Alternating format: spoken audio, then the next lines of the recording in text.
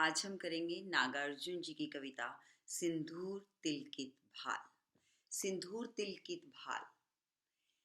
सिंदूर एक सुहागिन जो अपने माथे पर श्रृंगार के समय उसे सुशोभित करती है, तो कवि कहता है कि सिंदूर तिलकित भाल, अर्थात वो अपनी पत्नी को संबोधित करता हुआ इस कविता को लिखता है। तो लिखता क्या है, थोड़ा दर्द से शुरू होती है कविता। कैसे? घोर निर्जन में परिस्थिति ने दिया है डाल, याद आता है तुम्हारा सिंदूर तिलकित भाल। कौन है वह व्यक्ति जिसको चाहिए न समझ? कौन है वह एक जिसको नहीं पड़ता दूसरे से काम? चाहिए किसको नहीं सहयोग? चाहिए किसको नहीं सहयोग? चाहिए किसको नहीं सहवास? कौन चाहेगा कि उसका शून्य में टकराए यह उच्छ्वास? याद आता है मुझे तुम्हारा सिंदूर तिलकित भाल। मुझे तुम्हारा सिंदूर लगा हुआ वो मस्तक बहुत याद आता है। अभिप्राय क्या कहना चाहता है कवि अपनी पत्नी से कि मुझे तुम्हारी बहुत याद आती है।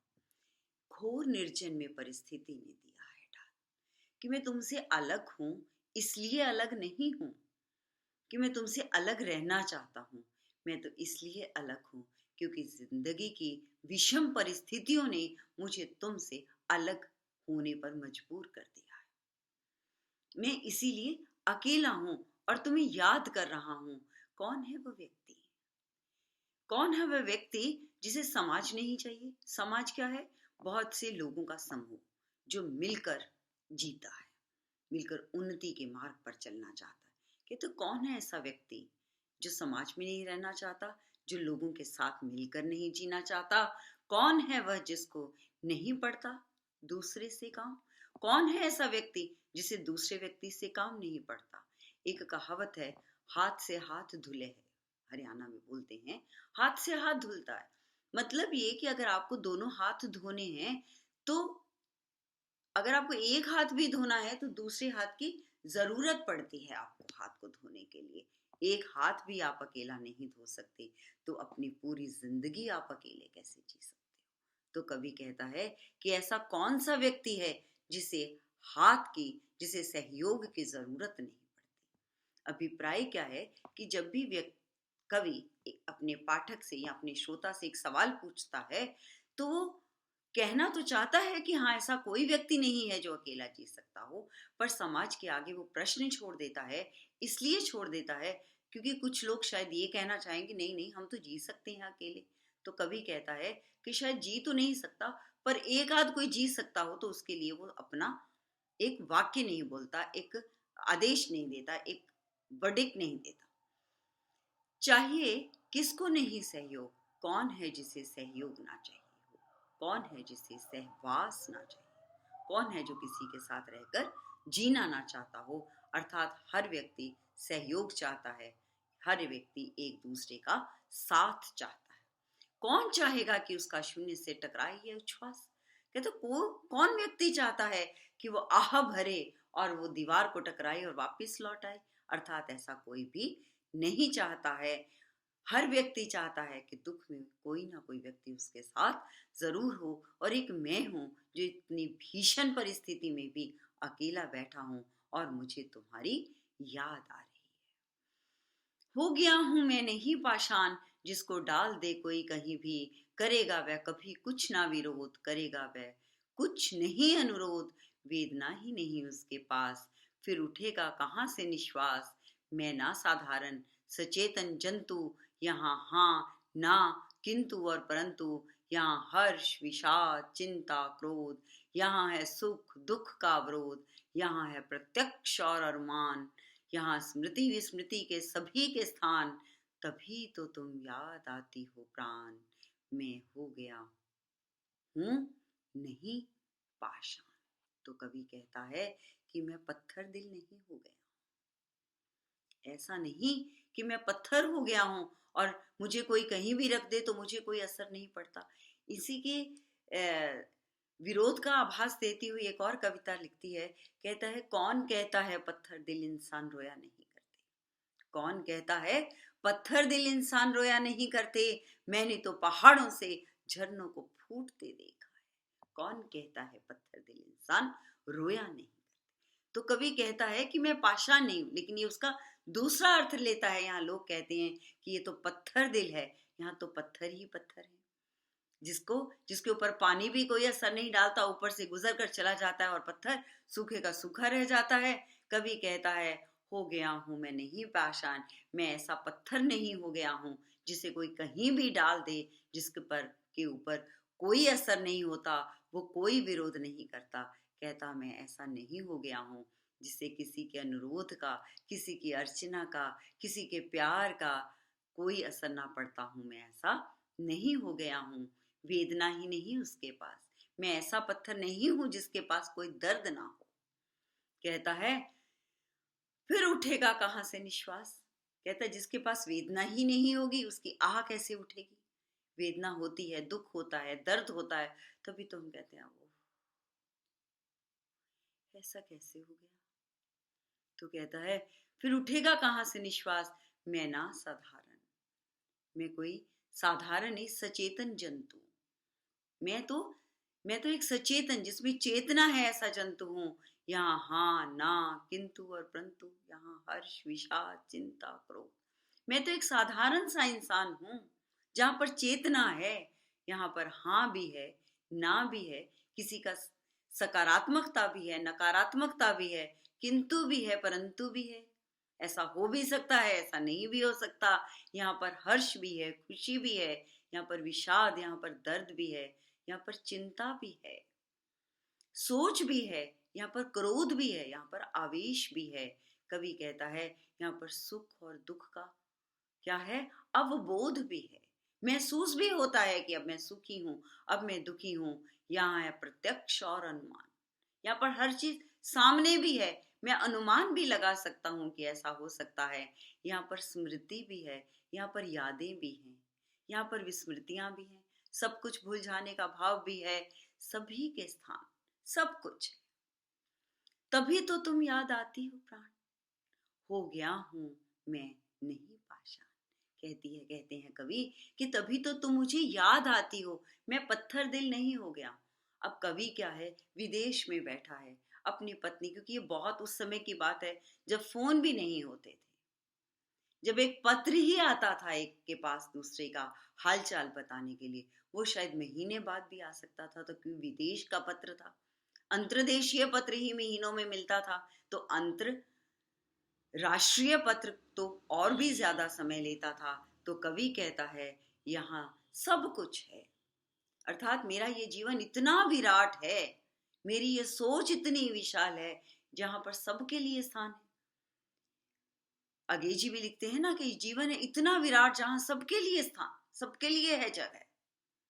तो यही कवि भी कहना चाहते हैं, नागार्जुन जी भी यही बात कहते हैं, सब कुछ है। इसीलिए तो क्यों, क्योंकि तुम नहीं हो ना इस वक्त मेरे पास, इसीलिए मुझे तुम्हारी याद आती है। अब क्योंकि तुम मुझे याद आती हो, इसलिए तुम्हारे साथ मुझे मेरा गांव भी याद आता है, क्योंकि मैं और तुम गांव में ही तो रहते थे। याद आता है मुझे, कहता है याद आते स्वप्न जिनकी स्नेह से भीगी अमृत में आंख, स्मृति विहंगम की कभी थकने ना देगी बांख। मुझे वो स्वप्न, वो ख्वाब याद आता है। कौन सा, जिनकी स्नेह से भीगी अमृत में आंख, स्नेह प्यार से भीगी हुई, अमृत में अमृत से भरी हुई आंखें। स्मृति विहंगम, स्मृति यहाँ रूपक अलंकार हो गया, स्मृति यादों रूपी पक्षी की कभी तक थकने ना देंगी पांख। कहते जब तुम्हें किसी की इंतजार होती है तो ये आंखें खुली रहती हैं। कहते हैं कि मरने के बाद भी मेरी आंखें रही खुली, मरने के बाद भी मेरी आंखें रही खुली, आदत जो पड़ गई थी इंतजार की, तो मेरी आदत ही पड़ गई थी, मैं इंतजार ही करता रहता। तो कहते इंतजार में तो आंखें खुली ही रहती हैं, स्मृति विहंगम की, तुम्हारी यादों रूपी पक्षी की। कहता है पांखें कभी थकी नहीं, मैं हमेशा तुम्हें याद ही करता रहा। याद आता है मुझे अपना वह तरूणी ग्राम, अपने गांव का नाम लेकर याद करता है कि मुझे वो अपना तरुणी ग्राम याद आता है। याद आती हैं लीचियां वो आम, याद आते मुझे मिथिला के रुचिर भूभाग। वो धरती के भाग जो मुझे बहुत अच्छे लगते थे। कवि कहता है कि मुझे याद आता है अपना वो गांव जहाँ पर आम लगते थे, लीचियां लगती थी। वो रुचिर, वो प्यार से भरा हुआ वो धरती का वो भाग जहाँ की मिट्टी की खुशबू में मैं पला बड़ा हुआ। मेरे कदम जहाँ पेड़ों पर चढ़े, जहाँ पर मैंने फलों को तोड़ा और मैंने उनकी खुशबू के साथ उन्हें खाया पिया और जिया। याद आते हैं धान के खेत, धान जहाँ पर चावल बिचता है। मिथिला के रुचि, मिथिला के रुचिर भूभाग याद आते हैं। मुझे वो धान याद आता है। याद आते कमल कुमुदनी और तालम ताल मखान।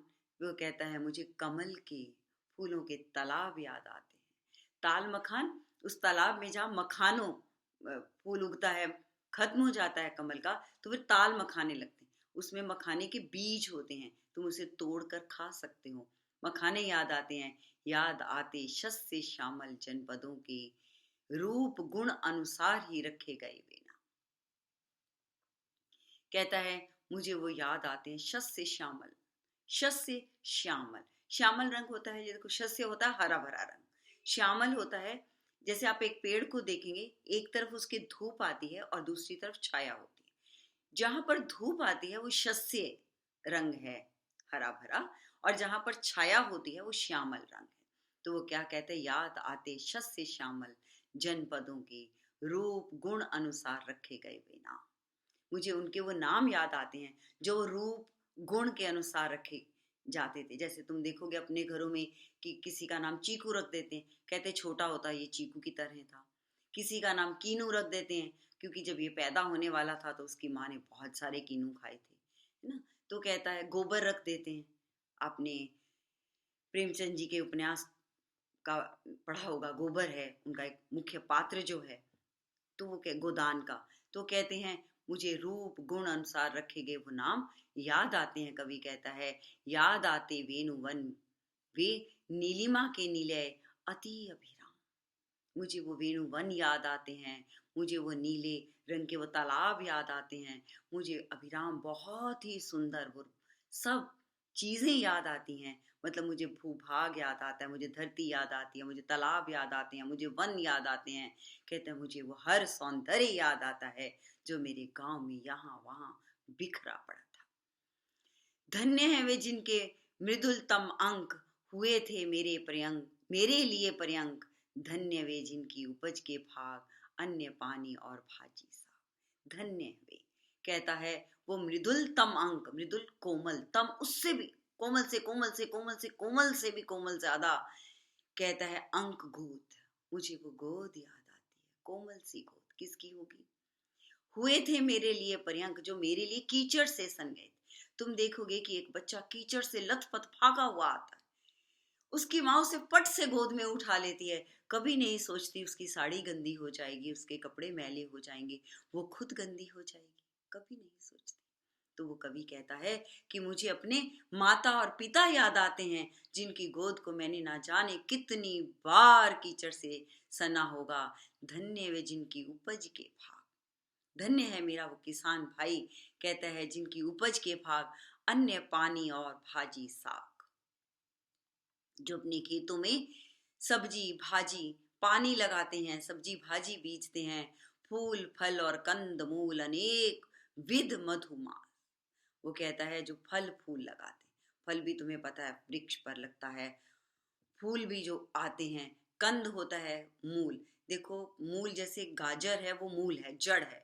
कंद आलू जो है वो कंद है, जो जिसे आप स्टेम का बढ़ा हुआ भाग कहते हैं। अनेक विधि से शहद मांस, वो पशु पक्षी सब याद आते हैं। विपुल उनका ऋण, उनका तो ऋण है मेरे ऊपर, मैं कर्जदार हूं उन सबका। कहता है सधा सकता ना मैं दशमांश। मैं आज अपनी राय आएगा। हमारे यहाँ एक धर्म अनुष्ठान में ये कहा जाता है कि हम जितना भी कमाते हैं उसका 10वां हिस्सा हमें दान दे देना चाहिए। तभी हमारी कमाई सार्थक होती है। तो कवि कहता है, विपुल उनका ऋण, उनका तो इतना ऋण है, सधा सकता ना मैं दशमांश, मैं तो उसका 10वां अंश भी लौटा नहीं सकता। मैं तो इस भी काबिल नहीं हूं कि मैं उस ऋण को चुकाने के लिए आज जो मेरे पास है, कहता है, अगर मैं चुकाना चाहूं तो मैं उसका 10वां हिस्सा भी उस कर्ज का नहीं चुका सकता। ओ यद्यपि पड़ गया हूं दूर उनसे आज, अपने माँ बाप से, अपनी जमीन से, अपनी मातृभूमि से, अपने दोस्तों से, अपने बागों से, कहता है कि मैं आज चाहे कितना भी दूर पड़ गया, हृदय हृदय से पर आ रही आवाज, धन्य वे जन वही धन्य समाज, यहाँ भी तो हूँ ना मैं असहाय, यहाँ भी तो मैं हूँ ना मैं, यहाँ भी तो हूँ ना मैं असहाय, यहाँ भी व्यक्ति और समुदाय, किंतु जीवन भर रहूं फिर भी प्रवासी ही कहेंगे हाय। तो कवि क्या कहता है कि यहाँ पर मैं मानता हूं मैं एक समाज में रहता हूं, यहाँ पर भी लोग रहते हैं। फिर क्या कहता है, ओ यद्यपि पड़ गया हूं दूर उनसे जो मेरे अपने थे, हृदय से पर आ रही आवाज, मेरे दिल से एक आवाज आती है, धन्य है वे लोग, धन्य है वो समाज जहां मैं रहता था, जो मुझे प्यार करते थे, वो सब लोग धन्य है, वो समाज धन्य है। यहाँ भी तो मैं ना हूं असहाय, मतलब मैं यहाँ असहाय नहीं हूँ। ऐसा मत सोचना कि मैं तुम्हें सबको बहुत याद करता हूँ इसलिए मेरे पास यहाँ कुछ नहीं है, मेरे पास कोई मदद नहीं है, मेरे पास कोई साधन नहीं है। कवि कहता है, नहीं, ऐसा नहीं है, मैं यहाँ पर असहाय नहीं हूँ, यहाँ भी व्यक्ति और समुदाय हैं, यहाँ पर भी व्यक्ति रहते हैं, यहाँ पर भी लोग समूहों में रहते हैं, किंतु जीवन भर भी रहूं, मैं यहाँ पर जीवन भर भी रहता रहूं, तब भी लोग मुझे प्रवासी ही तो कहेंगे, विदेशी ही तो कहेंगे। हाय, यही तो मेरा दर्द है कि मैं विदेश में रहता हूँ, सब साधन है मेरे पास, लोग भी हैं, मेरी मदद भी करते हैं, मेरे अपने भी हैं, लेकिन उसके बावजूद भी लोग मुझे प्रवासी ही तो कहेंगे, मैं इनका अपना तो नहीं हो सकता। एक विदेश में रहने वाले का ये दर्द है कि तुम कितना भी रहो, कितना भी कमा लो, लेकिन तुम वहां पर ये हक से नहीं कह सकते ये देश मेरा है, ये जमीन मेरी है और मैं इस देश का बाशिंदा। कहता, आहे हाय, मरूंगा तो चिता पर 2 फूल देंगे डाल, समय चलता जाएगा निर्बाध अपनी चाल, सुनोगी तुम तो उठेगी हुक, मैं रहूंगा सामने तस्वीर में प्रमुख। कहता है, हाय, मरूंगा तो चिता पर 2 फूल तो लोग डाल देंगे, लोग श्रद्धांजलि तो दे जाएंगे, पर क्या वो दर्द महसूस कर पाएंगे जो मेरे अपने कर पाएंगे। देखो, किसी के जाने का दुख तो होता है, हम अखबार में एक खबर पढ़ते हैं, एक दुर्घटना घटी, उसमें 10 लोग मारे गए, बहुत दुख होता है, पर कितनी देर, कभी 10 मिनट, कभी 10 घंटे, कभी 10 दिन, बस भूल जाते हैं। लेकिन जब हम अपने ही घर से अपने किसी प्यारे को, किसी आत्मीय को, किसी प्रिय को अलविदा देते हैं, वो दर्द हम कभी नहीं भूल पाते। तो कवि क्या कहता है कि लोग ये कहकर भूल जाएंगे कि एक प्रवासी था, मर गया, 2 फूल उसकी चौखट पर डाल आए तो डाल आए, बस इतना ही तो पा सकूंगा मैं। कहता है, मैं तुम्हारे सामने रहूंगा पर तस्वीर में रहूंगा, मूक चुपचाप, संध्या नभ में पश्चिमांत समान, कैसा, जैसे सांझ ढल जाती है, पश्चिमांगत में के समान, जैसे सांझ ढल जाती है, नभ में, आकाश में, लालिमा का जब करूं आख्यान, सुना करता हूँ सुमुखी उस काल, याद आता तुम्हारा सिंदूरी दिल की पुकार। कहता है, मैं बिल्कुल मौन चुप एक तस्वीर में तुम्हारे सामने रहूंगा, मैं जब इस तरह की स्थिति याद करता हूं कि मैं इस दुनिया में नहीं रहूंगा और मैं तुम्हारे सामने एक तस्वीर में चुप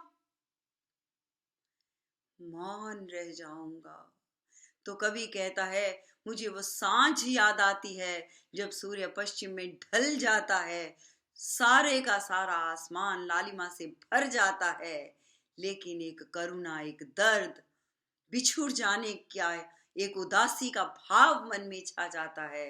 सुना करता हूँ सुमुखी, सुमुखी, ए सुंदर चेहरे वाली मेरी प्यारी पत्नी, मेरी प्यारी प्रिय, मेरी प्रियतमा, उस काल मुझे तुम्हारा वो सिंदूर तिलकित भाल बहुत याद आता है, क्योंकि तुम ही मेरी प्राण हो, तुम ही मेरी आत्मीय हो, तुम ही मुझे प्यार करती हो और मैं भी तुम्हें बहुत प्यार करता हूँ। तो देखो ये कविता 2-3 मंजर तुम्हें दिखाती है। सबसे पहले सिंदूर के माध्यम से कवि अपनी परंपरा को दिखाना चाहता है कि एक सुहागिन सदैव अपने माथे पर सिंदूर लगाती है, जो कि उसके सौभाग्य का प्रतीक होती है। फिर वो कहता है क्योंकि वो मेरी पत्नी है, इसलिए उसके साथ उसे उसका गांव याद आता है, क्योंकि गांव में वो रहते रहे थे और उस गांव के साथ उसे अपनी धरा, अपनी जमीन, अपनी माटी, अपनी खुशबू याद आती है। अभिप्राय यह है कि कवि अपनी पत्नी के माध्यम से अपने सात्विक प्रेम को याद करता है, अपने दोस्तों को याद करता है, सबको याद करता है जो जो उसके जीवन में उसे आत्मीयता देते चले गए। अपने माता पिता को याद करता है, दोस्तों को याद करता है। तो कवि कहता है कि जैसे सांझ ढलती है ऐसे ये जीवन ढल जाता है, जैसे दिन छिप जाता है ऐसे जीवन समाप्त हो जाता है और हम मूक तस्वीरों में चुप पड़े रहते हैं। तो कहते हैं मोए कंधे पे चले जाते हैं और इंसान अपने धंधों पे चले जाते हैं, एक दर्द अपने दिलों में लेकर हमेशा हमेशा हम जीते रहते हैं, लेकिन हम अपने प्यार की कीमत को कभी लौटा नहीं पाते। याद आता है मुझे तुम्हारा वो सिंदूर तिलकित भाल।